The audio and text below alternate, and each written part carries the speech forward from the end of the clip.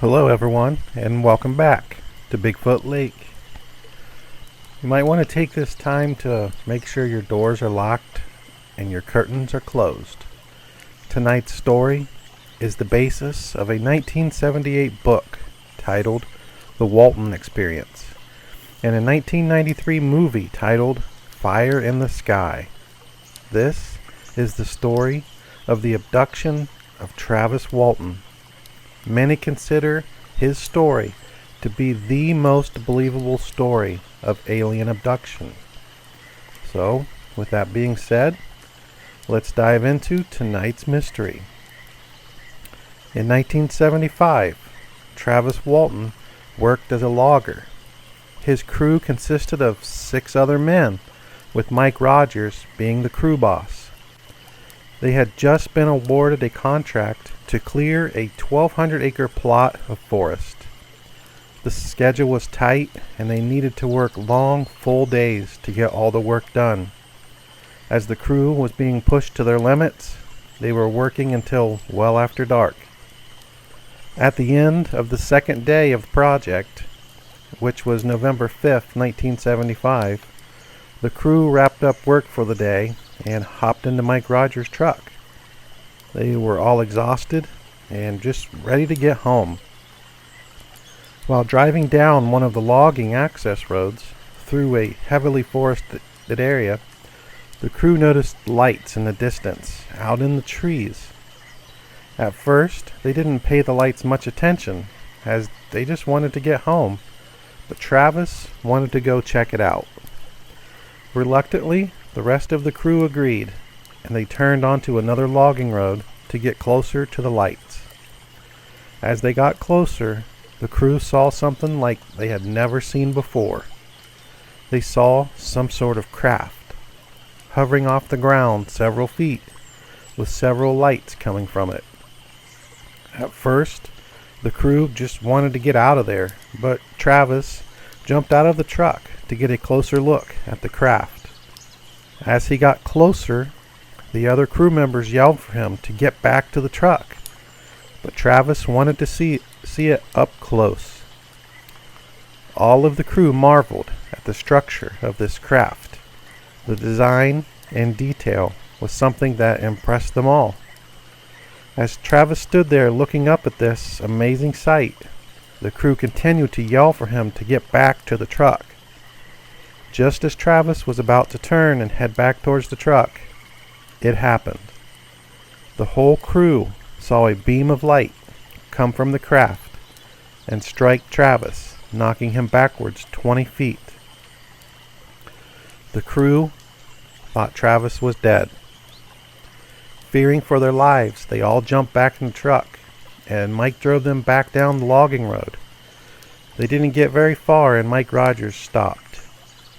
He told the other crew members that he was going back to get Travis, and if they wanted to wait here they could, but they weren't going to stop him. All of the crew members reluctantly decided to go back with Mike to get Travis. As Mike drove back up the logging road to where they left Travis laying, they all felt guilty that they abandoned him. When they got back to where the craft was, it was gone. Even more, Travis was also gone. They searched the area frantically, but could find no sign of him. The crew knew that they had to call the police at this point. They also knew that their story about a hovering craft would not look good with the police, and they knew they would be facing some serious questions. Eventually, after they drove back towards town and stopped at a payphone, Ken Peterson, the most rational of the group, called the police. He spoke with Sheriff Marlon Gillespie. Just as they suspected, their story of the UFO came under scrutiny by the sheriff, and he told them he would be right there. The sheriff's first order of business was a breathalyzer test. He thought that they had been drinking for sure, but they all passed the test. They hadn't been drinking. One thing that he noted was the crew was that whatever happened had them rattled. His first thought, which was probably the most rational one at the time, was that they had harmed or possibly even killed Travis, and the UFO story was a crazy cover-up attempt. But the loggers just seemed terrified. The sheriff organized a huge search party in the forest where they had last seen Travis. The logging crew helped, along with many volunteers and even search dogs. They looked everywhere for hours. They found no signs of Travis. Nothing. The sheriff, getting frustrated by this point, flat out told the crew, "Tell me where you hid Travis's body, and we will go easy on you." The loggers started to panic. Even though they knew they did nothing wrong, they knew how it looked. They knew that they were likely going to face criminal charges.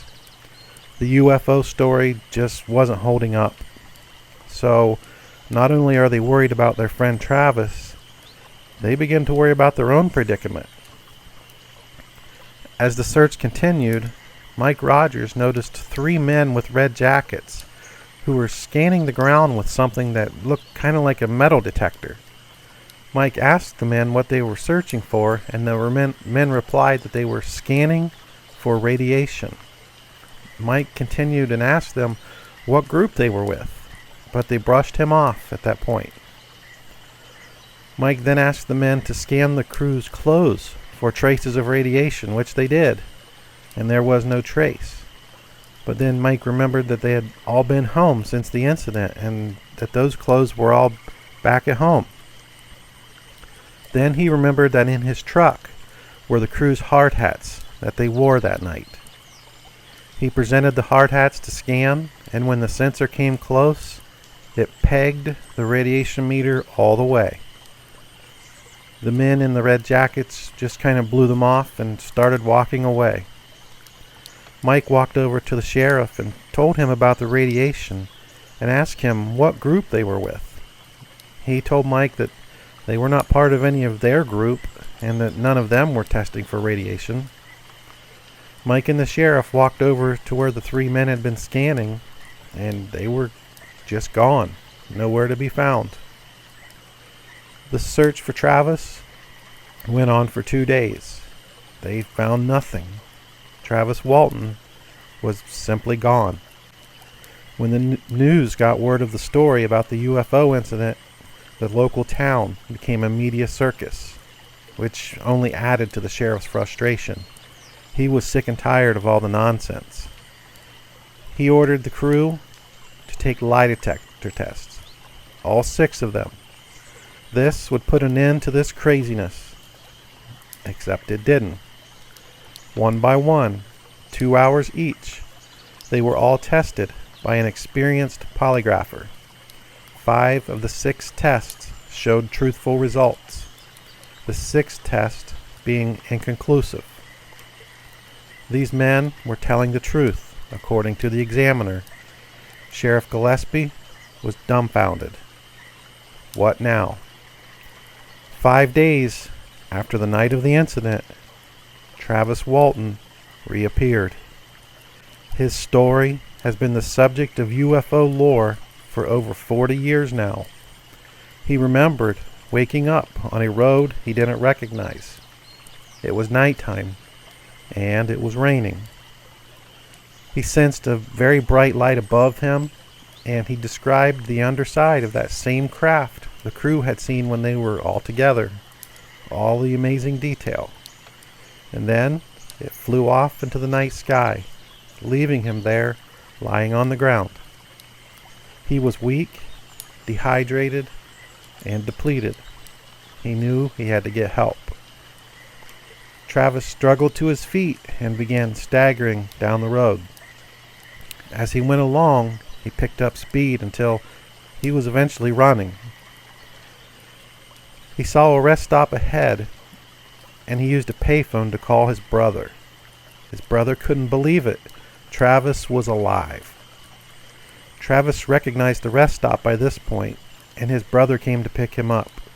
But instead of taking him to the sheriff, they went to the hospital in Phoenix. On the drive, Travis's brother asked him many questions, with the biggest one being, where have you been for the past 5 days?"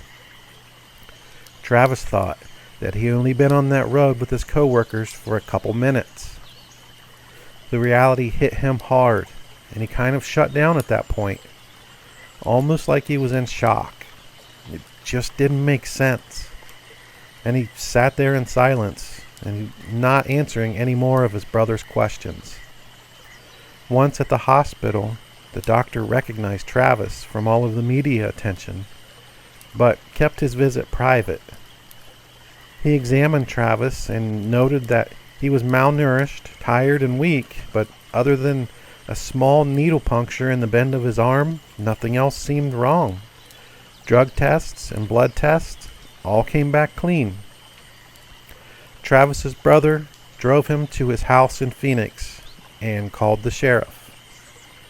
Sheriff Gillespie made the drive to Phoenix to sit down to talk with Travis.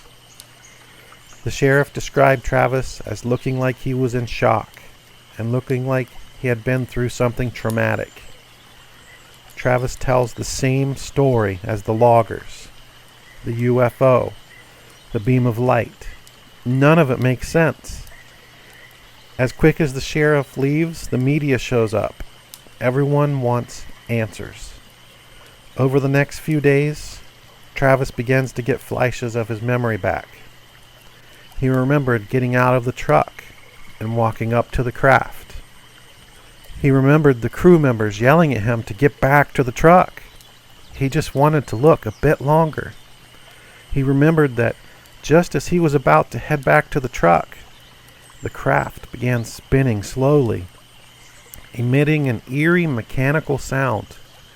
And before he could move away, a beam of light shot down and struck him.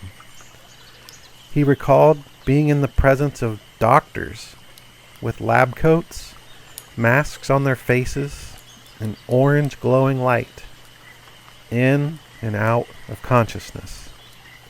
He thought that bolt of light had injured him, and his crew had rushed him to the hospital. He was aware that he was around medical people. He looked down at his chest and described a rectangular-shaped box sitting there. He didn't recognize what it was. It almost looked like a type of rock. He looked up at one of the ones wearing a mask, who was working on something inside that rectangle box. Then the masked one looked over at Travis. Closer, closer, eye to eye. Travis was horrified. That being's face was gray and narrow, and the figure was only around 4 foot tall or so. And the eyes, those eyes, they were like slits. Travis was staring into those slits in pure terror. He begins pushing everything away from him and knocks everything onto the floor. He rips all of the tubes and cords from his body and fell onto the floor of the small room. At this point, there were 3 of these humanoid beings there with him in the room. He picked up an object and began wildly swinging it at them, screaming the whole time, "Get away from me! Leave me alone!" The 3 slowly got closer, looking up at him, almost as if they were studying him. When they got almost up to Travis, they abruptly turned and they left the room. Travis was now alone. He watched as the 3 walked down the hallway and turned left. He stood there, paralyzed with fear. He forced himself to go down that hallway and snuck off the other direction to the right, entering another tiny room. In the room was a single chair, which was turned away from Travis, but it was empty. He frantically searched for a door, feeling the walls for openings, but there was no way out other than the way he had just come in. The chair had buttons on the arms, and Travis tried pushing them, but nothing happened. In that same door he had just come in, a person appeared. But this was a man, wearing some kind of a spacesuit. He looked like some type of an astronaut. Travis is relieved to see another person, an actual human.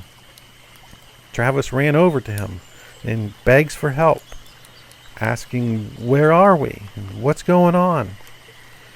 He notices the eyes of the man are distant, not making eye contact, almost like he was in some sort of trance, not focused and not speaking any words. The man takes Travis by the arm and leads him back into the hallway and to another door. He continues begging for help, thinking this man is helping him. The man says nothing to Travis. The man opens the door and leads Travis through, down into a huge hangar full of spacecraft, just like the one him and his co-workers had seen on that logging road. They walked their way past the hovering rows of crafts to the far side of the hangar to another door. The man opened the door and led Travis through into a bright white room. 3 more of the human-like beings were in the room waiting, with the same strange eyes and spacesuits. Another medical table was in the room also. The 3 men were looking in Travis's direction. He is relieved he's found these people. He thought he would be okay now. The man who brought him into this room led him over to the other 3 men. They forced Travis onto the table. He struggled, but they just overpowered him. As he struggled, they placed a mask over his face, and he slowly began to black out. His next memory was waking up in the road with a light above him that flew away into the sky. Travis eventually met back up with his crew members at Mike Rogers' house. He told them his story of what happened to him. All of them believed him. They had no reason to doubt him. They had witnessed part of the story with their own eyes. The crew felt guilty for driving away that night Travis disappeared. In the years after the incident, the entire crew, they went their separate ways, but they could never leave the experience of that night behind them. 40 plus years later, talking about what happened to Travis brings some of the group to tears. It's left a lifelong impact on their lives. Ken Peterson has done interviews even recently, and he has said that he's afraid to look out his windows. He's afraid of seeing another spaceship. Many times he breaks down crying. It's had a huge effect on his life. Not only this, and not only his life, but on all of their lives. They have lived lives of ridicule. Even though this event was witnessed by so many, most people still believe it's just a hoax. They have been disowned by family members. They have been embarrassed. What did they gain? Nothing. It damaged their reputations, even with close friends and family. Over the 40 plus years, Travis has taken 5 lie detector tests, and the other crew members have taken 11. They all passed, every time. So, the Travis Walton story, an incredible tale. Is it a hoax? Or, as Travis and the other 6 insist, is very real and impacted their lives beyond understanding? Sometimes, when we can't make something fit into our understanding, it forces it to be false. You have to make that decision. Is Travis and his friend's story real or not? Please leave your comments or your thoughts. I would love to hear them. I hope you have enjoyed tonight's story, the Travis Walton story. Thanks again for coming by tonight to Bigfoot Lake. We'll see you next time. Have a great night.